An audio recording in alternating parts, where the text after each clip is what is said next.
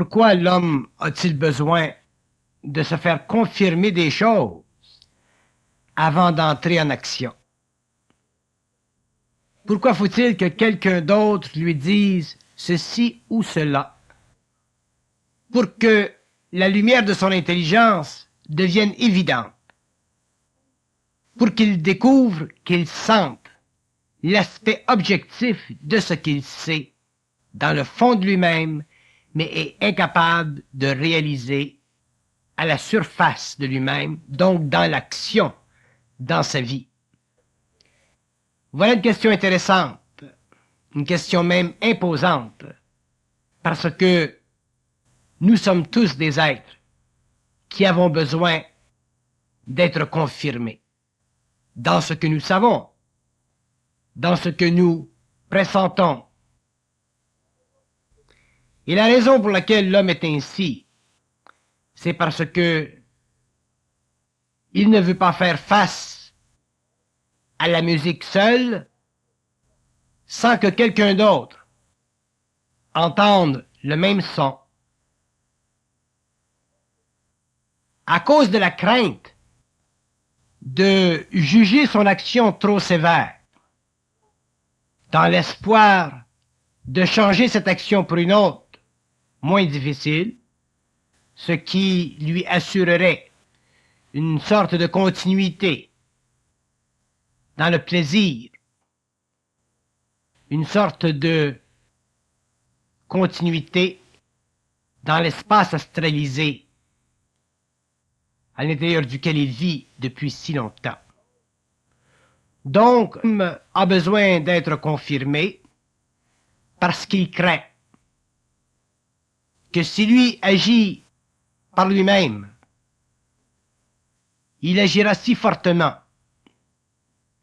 que peut-être il agira avec trop de force. Et cette illusion, elle fait partie de la nature astrale du mental de l'homme. Et elle découvre, ou elle fait montrer, que l'homme a peur, dans le fond, de sa propre intelligence. Il la craint. Donc il va voir un autre homme pour lui demander son avis. Et si l'autre homme dit oui, effectivement, monsieur, vous devez faire telle chose, à ce moment-là, possiblement, il admet ce qu'il sait depuis longtemps.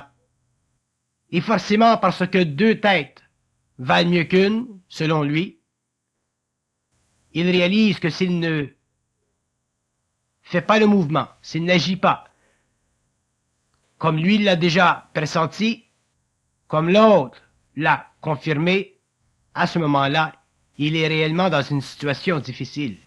Mais de lui-même, par lui-même, ne pas être confirmé et agir d'après ce qu'il sait quelque part en lui-même, c'est très très difficile. Peut-être sera-t-il trop dur. Peut-être sera-t-il trop ferme. Peut-être agira-t-il au-delà de ce qu'il aurait dû agir. Et ça, c'est son illusion parce que l'homme ne peut pas mettre trop d'ordre dans sa vie. L'homme n'en aura jamais assez. Le besoin d'être confirmé repose sur le fait que l'homme n'a pas suffisamment de lumière dans son mental. Donc, il lui faut s'exercer à faire descendre cette lumière, à faire descendre cette intelligence, afin qu'il puisse bénéficier de son autonomie. Tant que l'homme ne pourra pas faire descendre cette énergie dans son mental, autrement dit, puiser au-delà de son ego les ressources nécessaires pour la compréhension de sa vie, il ne pourra pas bénéficier d'une autonomie, d'une intégralité dans son intelligence. Et c'est pourquoi il aura besoin de se faire confirmer des choses, alors que ces choses, il les sait. Il les sait parce qu'elles font partie de son intelligence, mais il n'est pas sûr il est ambigu, il doute ou il est confus parce que il manque d'expérience face à l'utilisation de cette énergie. Il est évident que l'utilisation de cette énergie nouvelle dans l'homme fait partie d'une nouvelle étape de son évolution. L'homme n'a pas de mémoire en ce qui concerne sa relation avec cette force créative. Elle fait partie d'un monde, d'un plan instantané, et elle n'est pas colorée, donc elle n'est aucunement soutenue par le mémoriel. L'évolution de la conscience supramentale permettra à l'homme graduellement de faire descendre cette énergie, de prendre conscience de cette lumière et d'en appliquer les principes sur le plan matériel. Et à partir de ce moment-là, le besoin de se faire confirmer des choses disparaîtra, alors que la certitude d'être, la certitude de l'action deviendra de plus en plus permanente dans son mental. Si l'homme a besoin de se faire confirmer, c'est qu'il est encore inquiet de sa relation avec sa propre lumière. Et cette inquiétude vient des voiles, elle vient de l'astralisation de son mental, elle vient des forces psychiques en lui qui veulent empêcher qu'il en arrive un jour à une autonomie intégrale. La lutte entre la lumière et les ténèbres se situe à ce niveau-là.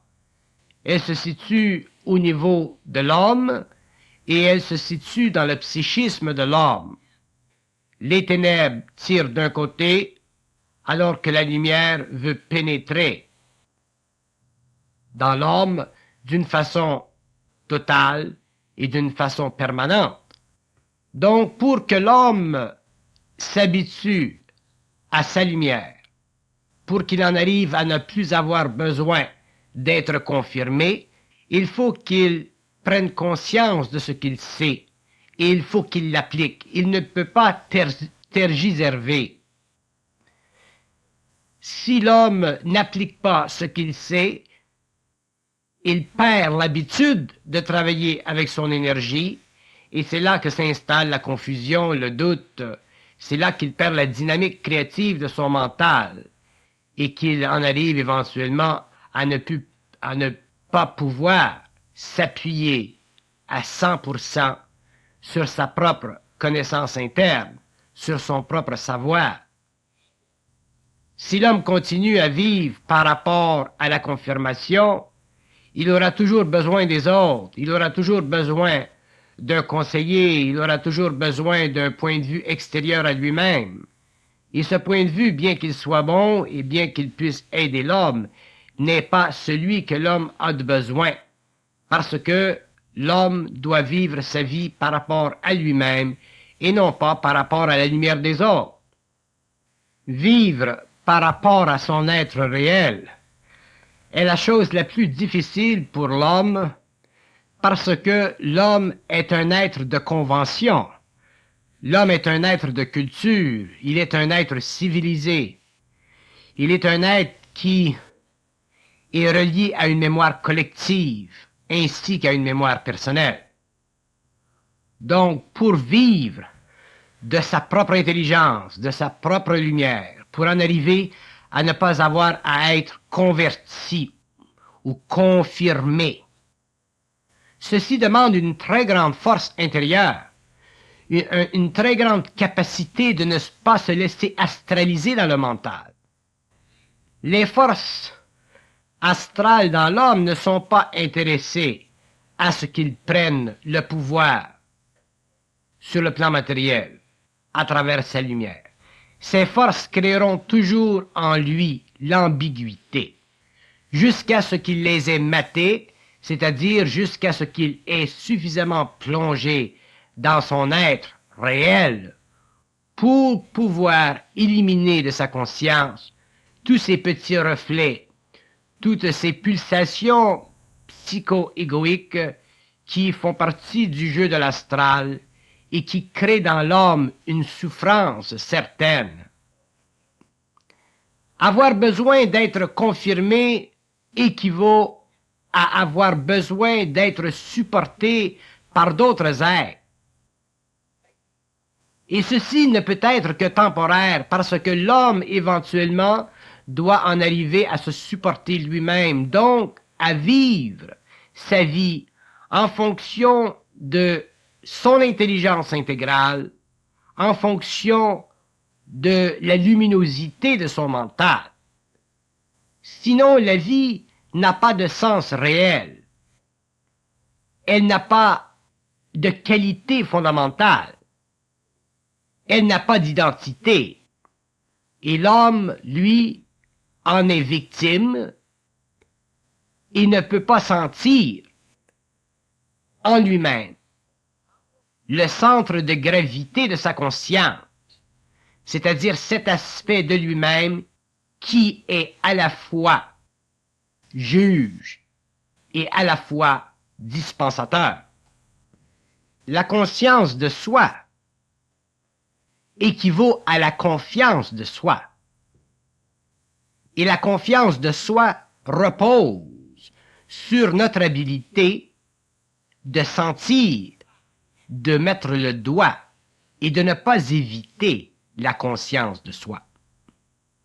Si l'homme évite par toutes sortes de raisons subjectives la conscience de soi, il est évident qu'il n'aura pas la confiance en lui-même et il sera porté à chercher la confirmation chez les autres.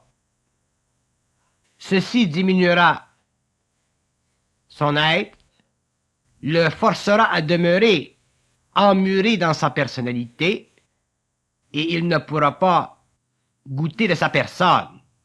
Donc, il ne pourra pas bénéficier de son autonomie mentale qui représente pour l'homme, surtout l'homme moderne, probablement une des plus grandes joies de l'esprit de l'homme. Lorsque l'homme est autonome dans le mental, lorsqu'il a une autonomie intégrale, sa vie est totalement changée parce qu'il ne la vit que par rapport à lui-même et il ne la connaît que par rapport à lui-même, mais un lui-même ou une dimension de lui-même qui est objective et non subjective. Il ne faut pas se leurrer, il ne faut pas tomber dans l'illusion de l'amour-propre. Il s'agit de reconnaître le besoin intégral de l'homme de vivre par rapport à sa conscience supérieure, autrement dit, par rapport à la fusion de son esprit avec l'ego, par rapport à la pénétration de cette énergie dans le mental qui lui donne un souffle de vie nouveau et une assurance solide que sa vie s'en va dans la direction qu'elle doit prendre selon les lois de son évolution. Pour que l'homme en arrive à dépasser le besoin de se confirmer dans d'autres personnes, il lui faut être testé. Il faut qu'il soit testé dans toutes sortes de situations de vie pour qu'il soit amené graduellement à faire confiance à son être. Mais à faire confiance à son être dans un sens réel et non pas dans un sens spirituel. Si l'homme fait confiance à son être dans un sens spirituel, il spiritualisera ou astralisera sa relation avec sa lumière et il se retrouvera dans d'autres draps. Et ces draps seront des draps initiatiques. Puisque la lumière travaille toujours au perfectionnement de sa relation avec l'ego, puisqu'elle amène l'homme à la faire descendre sur le plan matériel, donc à prendre en main ou à développer une volonté intégrale, la lumière travaille à travers les formes subtiles de la conscience évolutive. Et l'homme, lui, de son côté, doit connaître, comprendre, réaliser, savoir les mouvements subtils de cette lumière à travers les formes pensées, afin de pouvoir finalement exorciser de son mental les aspects astralisés de cette énergie pour découvrir finalement les aspects totalement et permanemment mentaux de cette même énergie. C'est alors que l'homme connaît une autorité intégrale de découvrir par lui-même ce qui sied bien à son être, donc à sa vie sur tous les plans. À ce moment-là, il ne peut plus se mentir, mais il est obligé de supporter la puissante vision de son esprit à travers l'ego ou la puissante perception de l'ego de son esprit. L'être humain a tellement vécu par rapport à l'extérieur de lui-même qu'il est devenu un adepte des conseils. Il est devenu un adepte des conseillers. Il s'est empêché pendant des siècles de convenir avec lui-même et d'établir dans sa conscience un pont étroit entre son être réel et son ego. Ainsi, il s'est appauvri, il s'est enlevé le pouvoir de faire naître en lui-même sa propre lumière lorsqu'il en a de besoin. Il s'est plutôt confortablement remis dans les mains de la conscience involutive, à quelque niveau que cette conscience fût ou put l'aider.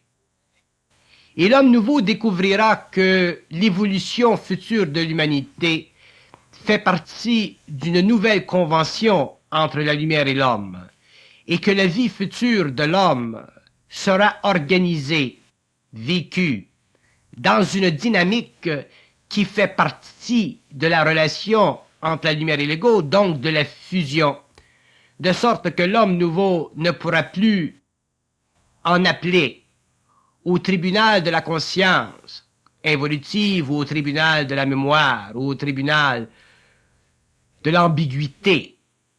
Pour vivre, il sera obligé d'en appeler à lui-même, et ceci demandera chez lui une très grande force intérieure, demandera chez lui une capacité de supporter seul la différence entre ce qui fut et ce qui sera.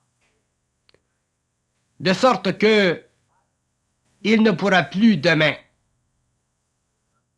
bénéficier subjectivement des conseils extérieurs, parce que il sera amené à avoir besoin de s'exécuter créativement par rapport à lui-même, sinon sa vie perdra le sens qu'elle doit avoir et que seule sa lumière peut lui donner.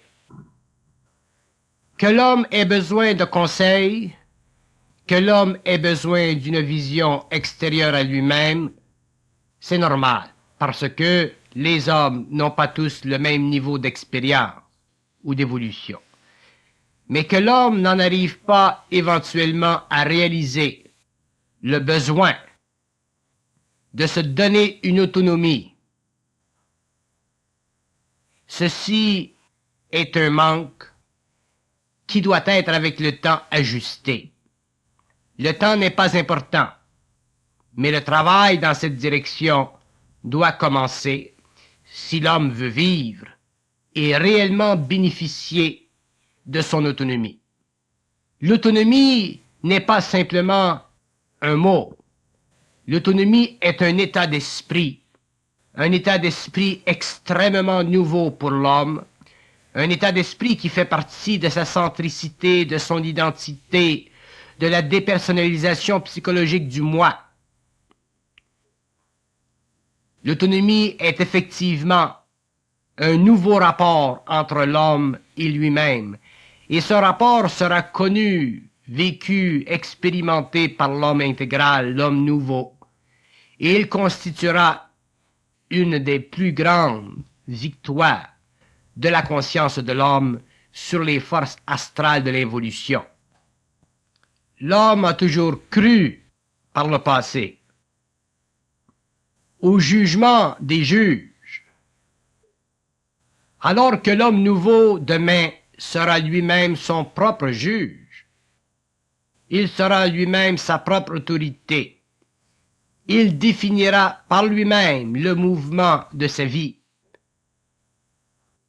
Et cette révolution dans la conscience humaine, qui donnera naissance à la personne, à l'identité, créera sur la Terre un centre de force mentale tellement grand que c'est de ce centre que naîtra la conscience universelle d'une race racine.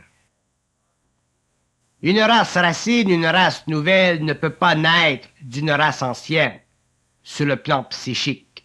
Elle ne peut naître que d'une nouvelle relation avec les éthers.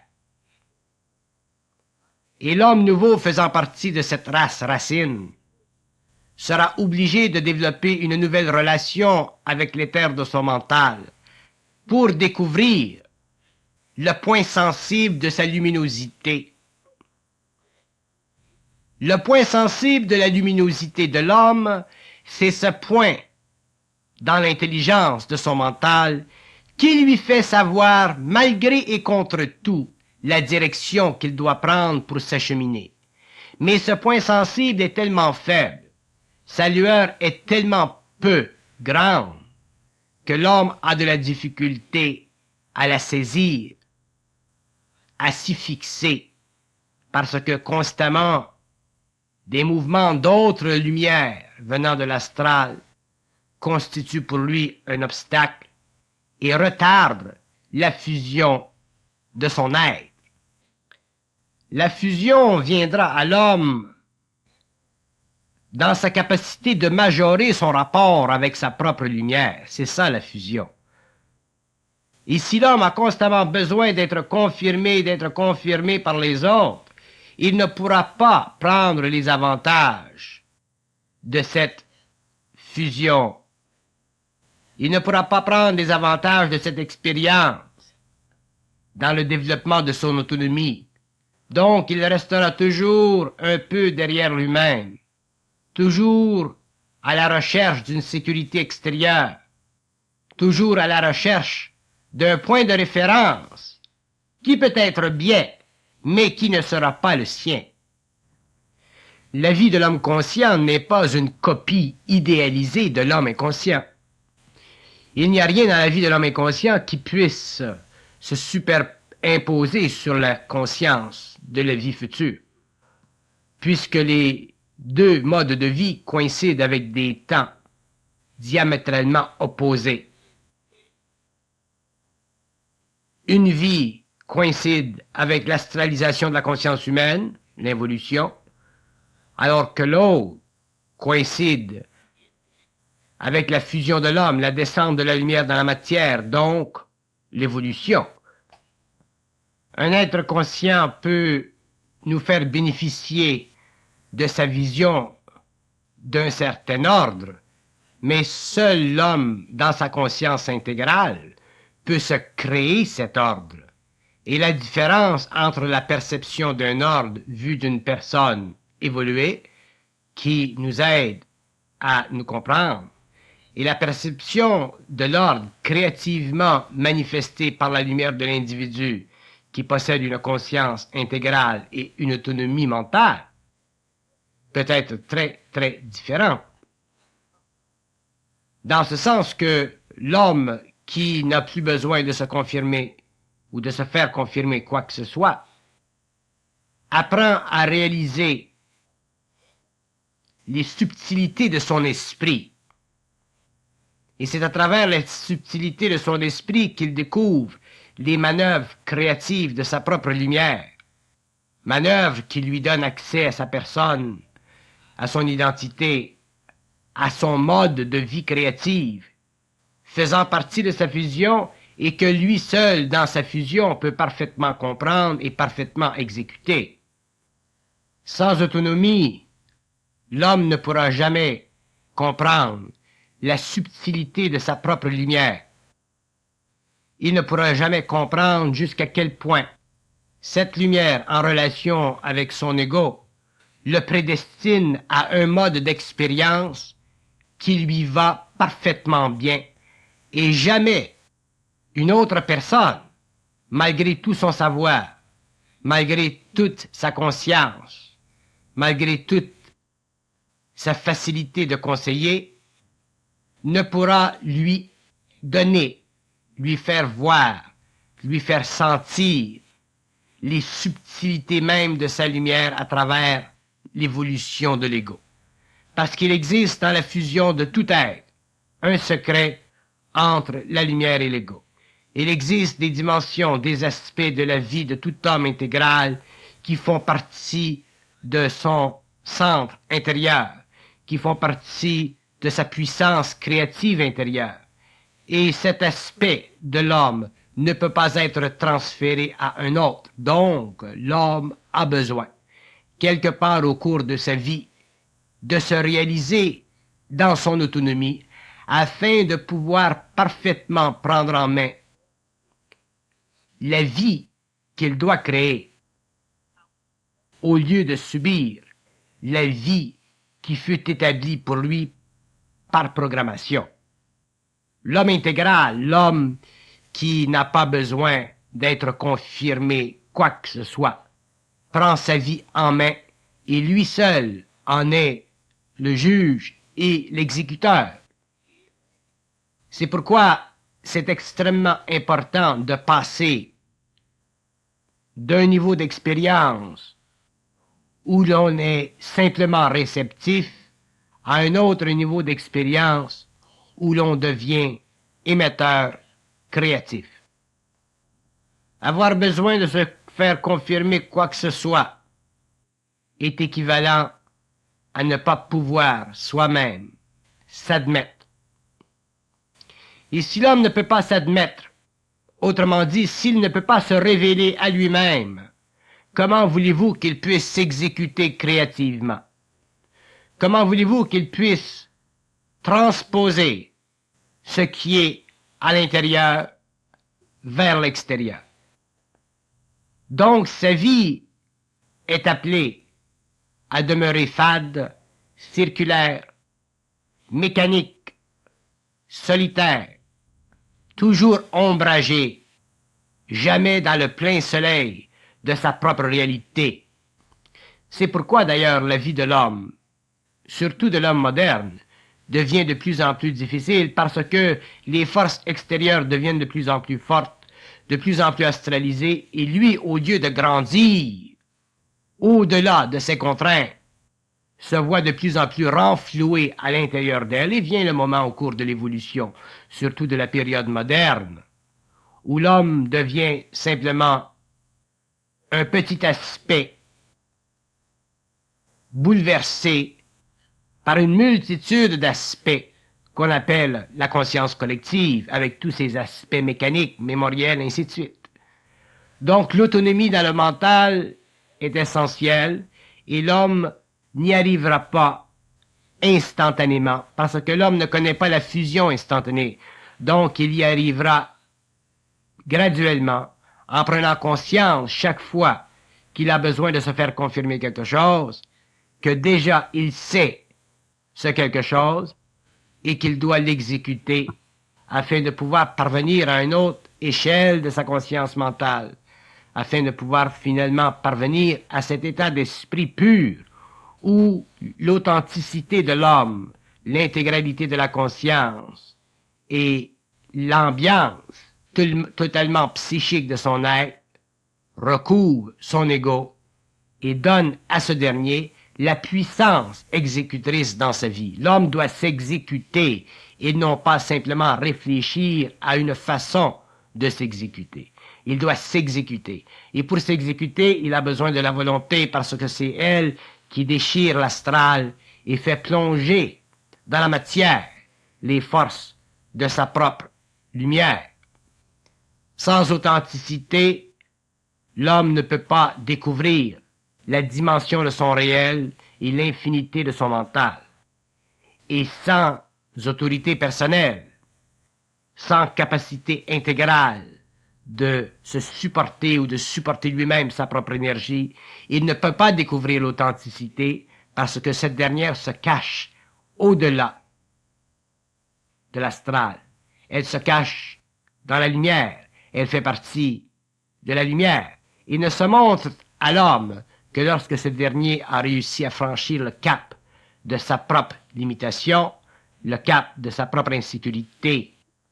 L'homme découvrira tout à travers la lutte et le combat qui le mène à la victoire de sa conscience nouvelle sur sa conscience évolutive, dans tous ses aspects, dans ses moindres recoins. Donc, si l'homme a l'impression de savoir quelque chose, de percevoir quelque chose, s'il a le doigt quelque part dans le temps de son esprit, il doit garder le doigt sur cet aspect et le faire descendre dans le matériel. Il ne peut pas se permettre de tergiverser. Il ne peut pas se permettre de jouer la partie. Il ne peut pas se permettre de demeurer dans l'ambiguïté qui mène à la confusion. Il doit se sortir de ce marasme par ou avec l'aide intégrale de sa volonté.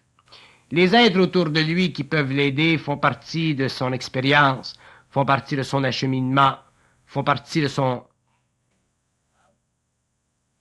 premier contact avec une conscience extérieure à lui-même qui puisse être plus élevée temporairement que la sienne. Mais ces êtres sont quand même des aides. Ils ne sont pas lui, ils ne représentent qu'un aspect de ce qui est universel et qui doit être compris, mais lui, un jour, devra reconnaître, représenter ces aspects de la même façon que ces êtres le font, afin qu'il se crée dans la conscience de l'homme un centre de gravité permanent. Sans ce centre de gravité permanent, l'homme n'est rien. Il n'est rien. Il est simplement une accumulation d'impressions. S'il n'est rien, il ne peut pas vivre pleinement. Il ne peut que subir ou être victime de ses impressions. Donc, il est totalement sous le pouvoir de sa personnalité. Il n'a aucune puissance. Il ne peut pas être bien dans sa peau. C'est impossible. Parce que le centre de gravité requiert que l'homme puisse supporter son énergie, requiert que l'homme puisse vivre intégralement d'elle, et puisque tout ceci s'applique au niveau du plan mental, en ce qui concerne le besoin d'être confirmé, et sur le plan émotionnel, en ce qui concerne notre tendance à être confirmé, l'homme nouveau doit réaliser que la transmutation de ces deux centres, de ces deux aspects de lui-même, ne peut se faire que dans sa capacité de plus en plus développée, de s'appliquer à émettre dans le monde ce qu'il sait dans son intérieur, sans vivre de raisons subjectives, mais en s'amenant à développer une plus grande raison objective, une raison de cognition interne qui ne fait pas partie de la programmation évolutive, qui fait partie de la nouvelle fusion de l'homme, qui fait partie du nouveau mouvement de l'esprit dans la matière, donc qui fait partie d'une nouvelle conscience, d'une nouvelle expérience. Si l'homme craint sa nouvelle expérience, si l'homme craint de faire des erreurs dans sa nouvelle expérience, c'est qu'il ne regarde pas suffisamment dans l'intérieur de sa réalité. Il regarde plutôt en périphérie. Il astralise sa conscience. Il la spiritualise sa conscience, ou il la fait vibrer à des plans inférieurs à sa propre réalité, à sa propre authenticité. Et l'homme a besoin d'être authentique, parce que dans l'authenticité, il se révèle à lui-même, donc il se révèle dans la vie. Et lorsque l'homme se révèle à lui-même, il s'aperçoit de sa grandeur. Il a une cognition de sa valeur. Il a une perception de son intelligence. Mais tout ceci se fait en dehors des aspects astraux de la personnalité. Ceci n'est qu'une observation créative et non pas une constatation réfléchissante de la nature de l'ego. Avoir besoin de se faire confirmer est essentiellement un manque de conscience. essentiellement un manque de conscience.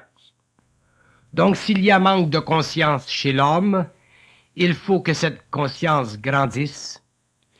Et la seule façon pour lui de s'amener à ce que sa conscience grandisse, c'est de s'habituer graduellement à percevoir ce qu'il sait et tester ce qu'il sait dans la vie. Si ce qu'il sait n'est pas réel, il le découvrira, il le verra, donc il y aura ajustement. Mais si l'homme s'habitue graduellement à ce qu'il sait et qu'il voit que ce qu'il sait est réel, autrement dit que ça l'amène à une plus grande vie, à une plus grande conscience, à une plus grande intelligence de soi, à ce moment-là, l'homme est sur la bonne voie, c'est-à-dire qu'il est en train graduellement de s'exécuter créativement. Mais par contre, si il ne met pas le doigt sur ce qui est réel en lui, s'il n'amène pas à la surface ce qu'il sait, parce qu'il est incapable, parce qu'il est trop astralisé, il le réalisera et la souffrance qui en découlera l'amènera finalement à raffiner sa conscience, à éliminer les voiles et à persévérer dans le maintien de plus en plus ferme de l'axe qui existe entre son intérieur mental et son ego. C'est ainsi qu'il parviendra à dépasser les limitations psychologiques de la personnalité pour arriver ou entrer dans la forteresse de la personne. C'est ainsi qu'il bénéficiera de la puissance de la personne, parce que la personne de l'homme, c'est la puissance de la lumière à travers l'ego. Donc, à partir du moment où l'homme commence à sentir une certaine puissance, c'est-à-dire une capacité de contrôler sa vie, c'est qu'il y a en lui quelque chose de neuf qui se passe, quelque chose qui vient de la lumière et qui passe à travers l'ego, quelque chose qui est au-delà de la personnalité, quelque chose qui est au-delà de l'astralisation, quelque chose de fixe, de monolithique, de permanent. Ça fait partie du centre de gravité mentale supérieur qui se développe. C'est là que l'homme commence à voir les bénéfices de ne plus avoir besoin de se faire confirmer des choses. Ceci ne veut pas dire que l'homme qui est conscient, que l'homme qui est centrique ne va pas échanger avec d'autres pour voir d'autres aspects d'une certaine situation. Ceci n'est pas de la confirmation, c'est simplement de l'échange. Il ne faut pas confondre l'échange créatif entre deux êtres et le besoin de se faire confirmer quelque chose. Le besoin de se faire confirmer quelque chose est un besoin qui va vers soi, afin de nous donner l'opportunité de nous réaliser. Alors que l'échange entre deux êtres est simplement un mouvement de l'esprit à travers ces deux êtres, mouvement qui constitue le processus naturel utilisé par l'esprit pour étendre dans le monde sa lumière. Donc l'esprit passe à travers 2, 3, 4, 5 personnes, des centaines de personnes, et ces personnes ensemble peuvent échanger. Mais ils n'échangent pas parce qu'ils ont besoin d'être confirmés quoi que ce soit. Ils échangent parce qu'ils ont la capacité de rendre à travers l'ego ce qui est du domaine de l'esprit. C'est une différence fondamentale et il ne faut pas faire l'erreur de prendre l'un pour l'autre. Dans l'actualisation de la conscience supramentale, de la conscience cosmique sur la Terre, il y a évidemment un besoin chez l'homme d'apprendre à supporter cette nouvelle tension psychique qui existe dans le processus de normalisation entre la lumière et l'ego. Et c'est justement dans cet ordre de choses que l'homme trouve difficile de trouver le juste milieu. Et c'est pourquoi plus il a tendance à se faire confirmer des choses, moins il s'habitue à raffiner son rapport avec la lumière. Donc, plus il a tendance à polariser son être. Si l'homme apprend à raffiner son rapport avec la lumière, il apprendra à raffiner ses perceptions. Il apprendra à mettre le doigt et à garder le doigt sur ce qu'il ressent profondément dans de lui-même, et avec le temps, il en aura une conscience objective. Il pourra faire de cette chose une raison objective du réel, au lieu de faire de cette même chose une raison subjective de son illusion astralisée. Mais tout ceci fait partie de l'ajustement du corps mental, de l'ajustement du corps émotionnel. Ces centres d'énergie doivent s'ajuster. Donc, ils doivent vibrer à d'autres impressions venant de l'intérieur. Et plus l'homme vibrera à des impressions qui viennent de l'intérieur, et plus il sera capable de supporter leur puissante luminosité, plus il se désengagera du besoin d'être confirmé par les autres.